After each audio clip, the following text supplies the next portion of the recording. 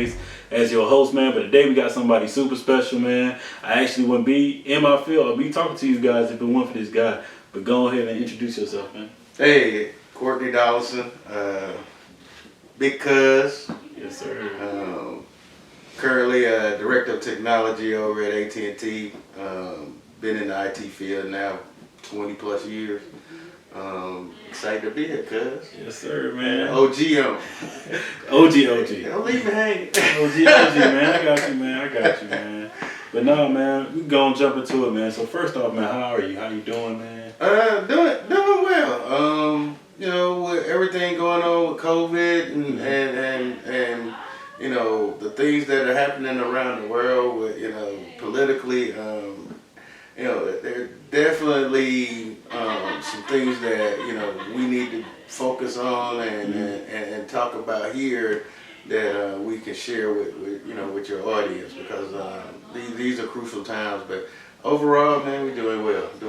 That's good, man. That's good. Well, come and piggyback off that before jumping into university, man. So, like, what would you say is one of the most impactful things that helped you, you know, persevere throughout going into the tech field, or as you would say? I think the most important thing that in going into this field was, you know, having the ability and having some tenacity to stay with it. Not being afraid to ask questions, finding the right mentors, finding the right sponsors when you're in this corporate world. Right. So I mean that was the thing, and also, you know, never being tired of being educated. Right. True. You know, that's just a big key for me and some of the success I've had. All right, man. So first off, man, how would you say your experience at Clark Atlanta was, man? You know, culture-wise, class-wise. Can't say enough about Clark Atlanta. Coming out of high school, kind of a sheltered kid. You know, parents real strict, and going to Clark Atlanta and just being able to, you know, attend the school, work with those teachers, and work with that staff, and then also have an opportunity to play sports at the university. And, you know, just the kindred spirits that I met there and the lifelong friends that I met there, you know, it's irreplaceable. I always say, you know, the demeanor by which I carry myself, the attitude by which I carry myself, the respect, and the, you know, the honor by which I carry myself, I think that all came out of Clark Atlanta. That's all right, man. That's all right. So how would you say Clark Atlanta kind of pushed you to want to go get extra education, you know, get your computer science degree from DeVry and your MBA? So how did that? I think, right, once I got into the schooling part, right, and, you know, it was just really, as you go through and matriculate through school, you know, as I started out, right, I was a bio major, right? I thought I wanted to be, you know, the best MD. And then, you know, really just going through school right around then, and I hate to say this, you know, cell phones were just coming out. So that's dating myself, but it's all right. Cell phones were just coming out, right? We were still programming in some very rudimentary languages, right? And I had friends that were doing it, and I was like, oh, what are y'all doing? You know, start getting into it then, right? And in the middle of my, you know, my junior year comes up, I'm like, well, you know, I still want to try to do this biology thing, right? So I keep moving on, pressing on, graduate, and then just decided to go into the military. And when I got into the military, I was still studying for MCAT and everything like that, but I ended up actually working in IT, installing some of the first network to land lines within the Navy shipyards. And so, you know, I got very interested in it, so, you know, self-taught a little bit. And then when I came out, I came out of the military, I was like, well, how about I go back and get a formal degree? So that's how I ended up going back getting that. That's respect, man. So, like, how important is it for you now, being a director of technology, how important is it for us to have representation in this field or in any field, you know, as a black male or black female? Yeah, I mean, you know, like I tell you, it's very important for us to have representation because, you know, it's kind of like if you don't see yourself in these places, Right. then you're not motivated to, you know, move forward or stay there. You know, I can say that, you know, I think I told you many times, moving and matriculating through my career, you know, there were some times where, you know, I didn't see many faces like mine. You know, I would go on interviews and I would go on a number of interviews and I didn't see faces like mine, and it kind of will discourage you. But me, once I said, well, you know, that strive that I had to move forward and be a leader, I always said, you know, that's one of the reasons I want to be here so people can you know, see that, you know, it's possible and set a standard for them. I respect that, man. You sure set a standard for me, man. So, man, what's your it factor, man? Why you do what you do? I do what I do because I like it. Love IT. I love the different areas it allows me to get into. It also gives me an opportunity, you know, to continually work with, you know, people that were, you know, before me and people that are coming after me, right? And so I'm kind of right now in my career, in that in-between stage where I'm still getting good feedback from, you know, people that were here before me in this IT world before me, you know, and then people that are just coming in and really into some of this new stuff and keeping me fresh, forcing me to be fresh, right? And forcing me to stay in tune with what's going on. So, you know, that's kind of that's why I do what I do. I respect that, man. So what made you want to, you know, go and pursue that PhD? Like, what made you want to do that, to be honest, man?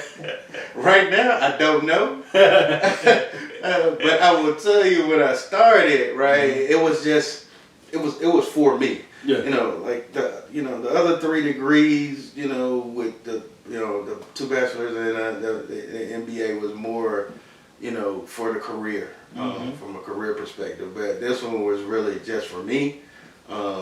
And really for me to see if I, you know, prove to myself that I can do it, and really to, you know, thinking ahead, right? Thinking ahead of, you know, what opportunities can I afford myself after this career in corporate America. And I really strongly want to go back into, you know, educate, you know, particularly in the HBCU area, and educate people on, you know, not just the actual technology itself that, you know, that can come, or the business itself, but trying to give them insight on how corporate America really works. You know, I had a teacher when I was working on my computer science degree, right, and he had just got laid off from IBM, and one of the things he said, you know, when he came to class, he just gave us a fresh view of what you were going to see. He didn't was just teaching us about the technology. He gave us a fresh view of, hey, this is what you're going to see when you hit that door, right? And it was just crazy because I ended up starting my career with IBM, and so his name was Myron. And Myra was like, I told Myra, I started out doing full-time internship. Then I went on full-time, and during that time I was interning, Myra was one of my instructors. That's what's up, man. That's what's up, because even in thinking in it, like, you know, I'm studying in school, trying to become a professor and things of that nature, and that's one of my reasons I do want to teach, because a lot of people that I had to train, you know, since I've been at my company, they always ask, like, man, how you can teach like this, or how do you know this stuff? And I'm like, well, you know, it's from trial and error, to be honest. Right. But I wish I learned some of these things in school, because a lot of my professors didn't go to corporate. They kept going to school, climbing that ladder, and came into teaching. So they didn't know anything about corporate. So yeah, the fact that both of us, or even you having more years, knowing more, that'll definitely be impactful, especially at HBCU level. Yeah, I mean, it's, you know, like I said, it's the practical versus the, what do you call it, the theoretical piece of it. Yeah. And I think a person that can bring that whole piece together and really explore it with the future, Right. that's gonna be an awesome experience for You're right about that. young They need people. it. They need it, man. So, like, what would you say one of your ultimate goals is, man? Out of life, in general, not work, but in general. Life in general, man, really just, be happy, continue to contribute, contribute to this environment, contribute to this world, contribute to, the up and coming generations, right, on what I've experienced, right? Things that I've seen,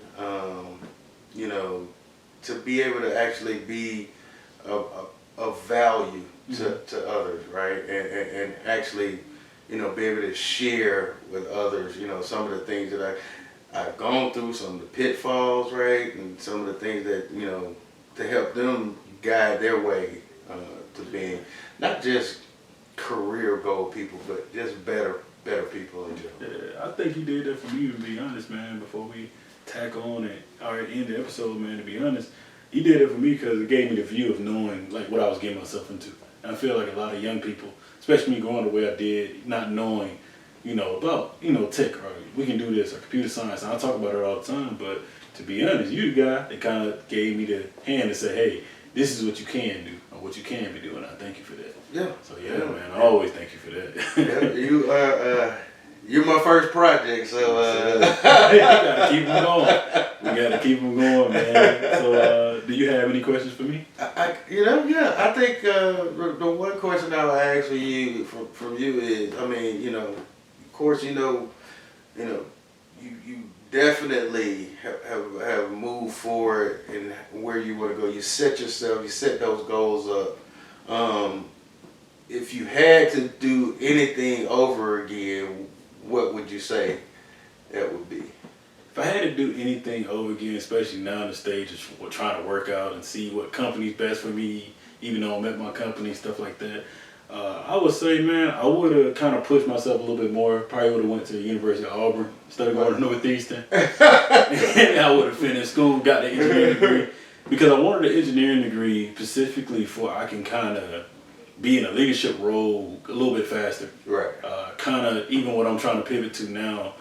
Just trying to get a couple more years in the industry so I can see what happening and what new things are happening versus being with the older things. Another thing would be just not to doubt myself a lot. That's one thing I would have changed that I'm learning now. Getting a little bit older, kind of understanding that, hey, God works it out, but wow, this is my path. So if the doubt coming in, I need to kind of like look at it like, don't be fearful of the doubt. Right. So that's one thing. But other than that, hey man, I'm happy for it. Any other questions? No, man. I like I say, I'm very proud of you. First of all, Thank you. Everything that you've accomplished, everything that you continue to push forward on, the way you continue to push me. You're always telling me, hey, you need to do this and do. And like I say, younger person driving me to do some other stuff that probably wouldn't think of. You definitely don't allow me to be sit on my laurels and be lazy. So I appreciate you for that. Yes, sir, man. So that's pretty much the episode, brother. All right. Thank you, Cub, man. Yes, sir. And that's the It Factor, man.